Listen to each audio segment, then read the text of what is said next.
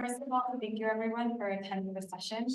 My name is Shannon Hutcheson, and I am a PhD candidate in the Department of Integrated Studies and Education at McGill University in Montreal. And today it's been really great. We've had a lot of really rich opportunities to see different ways to reconceptualize and re-envision the ways in which we engage with research on international students. And I think within this group, we've seen that there's a lot of increased agreement that international students are not a homogeneous group. But this perspective, unfortunately, is not always consistently reflected in the work that we see in our field and also in higher education at large. Effectively, race, as Kamari Beck has said, has been described as a non-issue. And this presentation seeks to challenge some of those issues that have been signaled by artists like Kamari.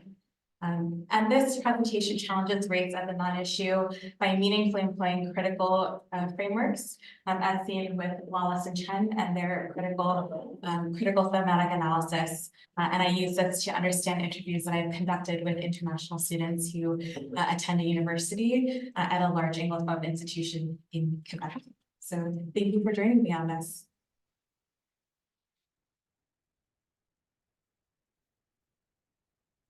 All right. For a little bit of background today, again, we found different ways to conceptualize international student experiences in Canada. And for me personally, as I started engaging with this, I saw that I was overwhelmed by literature on acculturation stress, and a lot of this research that frames international student experiences as a failure to adjust. So you're having difficulties in Canada because you can't adjust to our culture. And I thought that there had to be something more than that. It seemed really problematic. And so I was looking at other discourses to engage with student experiences beyond acculturation, beyond adjustment. And I came across Tanek's work looking at international students and equity. And consequently, looking at the ways that critical frameworks can support our research. A tension that I found really interesting from Grace Karam is that one seeks to understand international student lives and perspectives, but then we also have that tension of people who care about international students in terms of cash cow rhetoric and the economic value. And of course, I found myself situated in that camp that wants to understand what those experiences are like.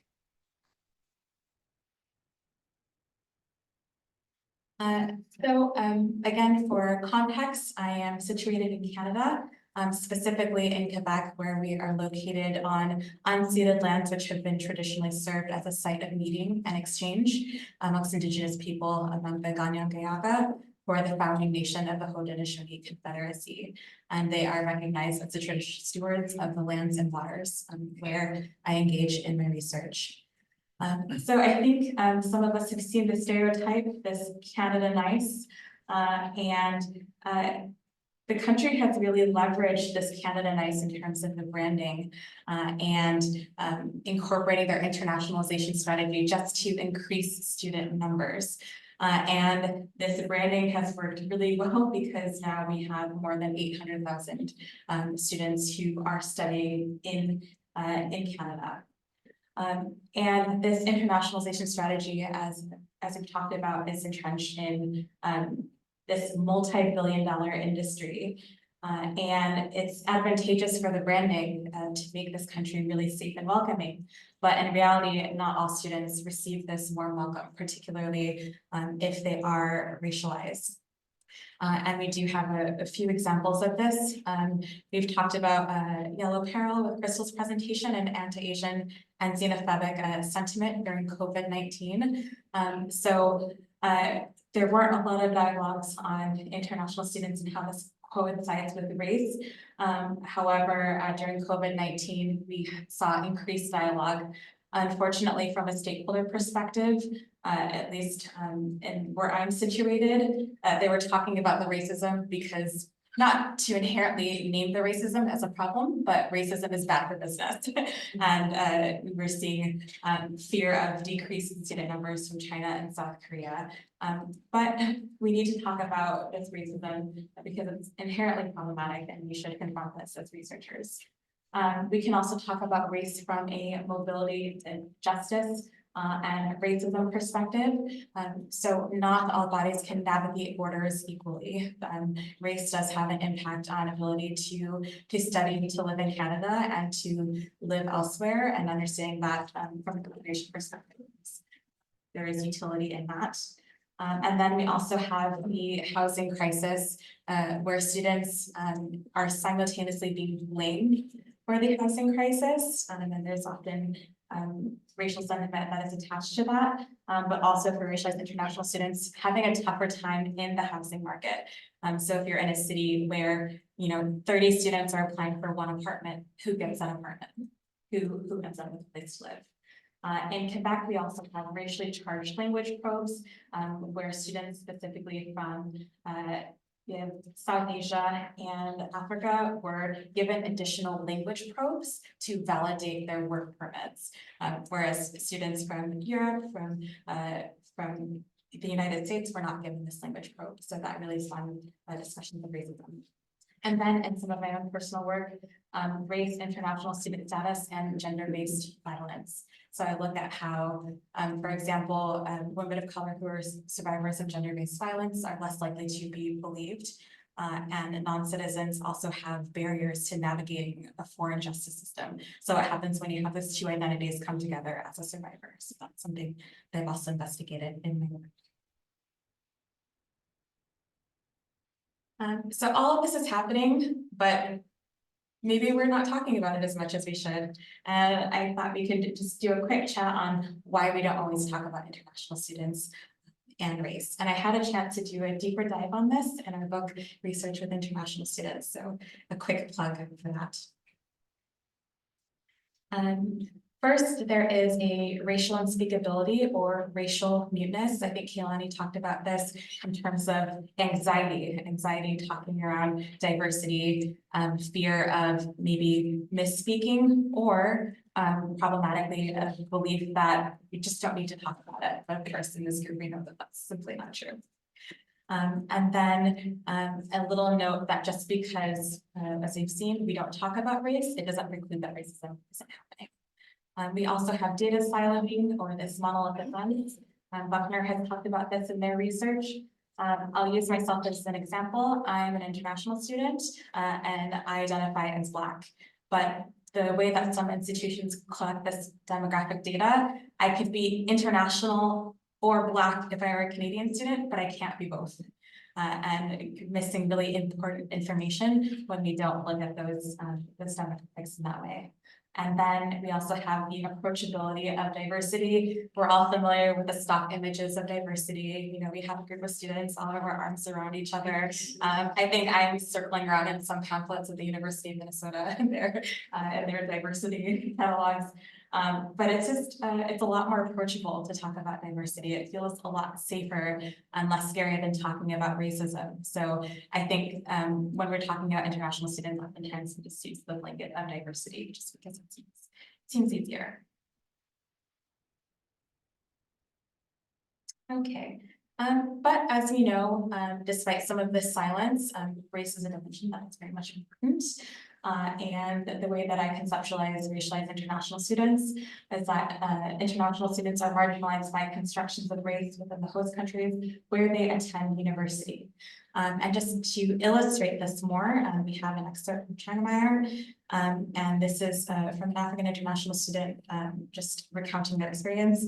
It's not just that I'm foreign, it's because I'm African and foreign, because they see a Black person and they think I'm lesser. And on top of that, they see an African and I'm even lesser. So one powerful and meaningful way we can incorporate those dynamics. So on to my study.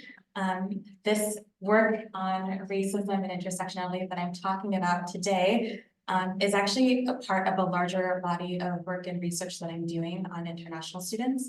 And as Canadian institutions seek more emergent equity, diversity, and inclusion strategies for its residents, again, international students are just simply left out of this rhetoric, but face a number of inequities. So that can be constrained access to social protection, so access to healthcare, access to financial aid and support, bureaucratic barriers, and of course, racism. So there's a lot I want to talk about, but I'll just be talking about these two circles here today as I look at employing critical thematic analysis to conceptualize international students. So with the participants, I had the opportunity to interview and speak with 13 international graduate students at a large metropolitan Anglophone university in Quebec. And students from countries including Afghanistan, Brazil, China, Ghana, India, Nigeria, Peru, Sri Lanka, and the United States. And I also had one student who had dual citizenship or dual international student citizenship from the 5 minutes. Thank you. In the United States. And 11 of the 13 participants identified as racialized or non-white. I engaged in semi-structured interviews.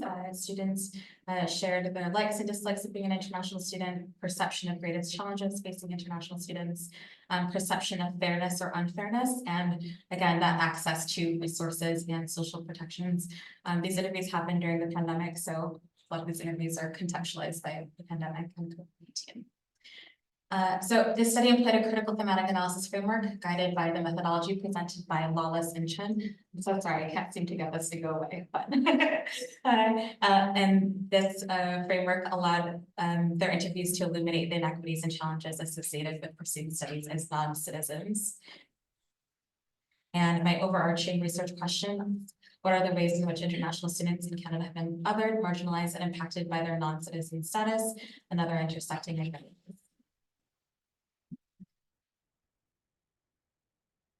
And for my results, revisiting this thematic map, we're focusing on, again, at intersections and race and racism. And what I found is that race is inextricably entwined with international student status. Students shared encounters with racism, discrimination, and deficit narratives. Students also shared the formative experience of racism, or the process of learning of what racism looks like as a racialized person in a new country. And these international students living at intersections. So just took time for a couple of excerpts. What's race got to do with it? Sarah is an international student from Sri Lanka, and when she was asked about some of her experiences, she talked about microaggressions that she had. And as she talked about these microaggressions, she was kind of like, well, wait, I don't know if these microaggressions happen because I'm racialized or because I'm an international student. So sometimes those two pieces are really hard to tease apart. And then we have Joe, who is our international student with dual citizenship, France and the United States, who identifies as white. And when asked about fairness and equity and with international students, the first thing they thought about were BIPOC people. So that was that imagery that first came to mind. And then we have being socialized or learning about racism. This is Dolly, who is South Asian, and she talked about an incident where her grocery bag was kicked on a bus and someone had said something akin to go back to your country. And she was talking about, learning what those racist patterns mean and what they look like for her as a racialized student. Next we have this, what do I have? 2 minutes, thank you. Discrimination and access to social protections. This is Dolly again, who talks about how race mediates just what resources she has. And seeing within her department that a lot of the students who are struggling, a lot of the students who weren't getting funding or access to different TA-ships were racialized as well. And then becoming Black and the process of racialization. We have some commentary from Molly, who's a student from Nigeria, and he discusses how, he moved to Canada and all of a sudden he became Black. And we had a really interesting dialogue for me as an international student who does identify as Black, and Molly is an international student who identifies as African. And he's like, you're Black, I'm not Black, I'm African. So why do people keep using this to describe me? And really what that means to go from a country where you might be in a majority and then coming to Canada and having these attributes associated with you.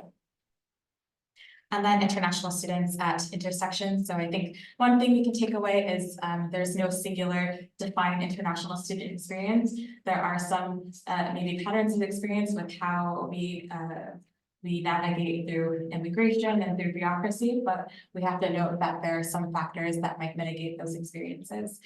So Joe actually talks about his privilege or his perceptions of privilege as an American who speaks French, which is an asset in Montreal for employment. And he comes from a reasonably well background. So how does that impact his international student experience? And then just quickly looking at intersections and passport power and race. So just looking a little bit more closely at this from a mobility justice perspective, again, student bodies are so they control differentially. So the IRCC, or the Immigration Board of Canada, has actually acknowledged the systemic racism, particularly for students from African nations. In Quebec, they have up to a 70% chance of having their visa rejected. And that's after they've already been accepted to a university. So just the bureaucracy of coming over, and also racist language probes. And then we just have this this testimony from Molly. I'm not sure if I have time to go over it, but very compelling as well. So again, one thing we've taken away from our talks today is that we need to move away from this modeling and understand the varied and complex experiences of international students, adding intersectional dimensions, and understand how these intersectionalities fit into a larger web of policy practices and ideologies. Lastly, in any of our work and the work that we do, a good question to ask is, how is racism operating here? So even if you think it's not in the research that you engage with, it's a helpful question to ask.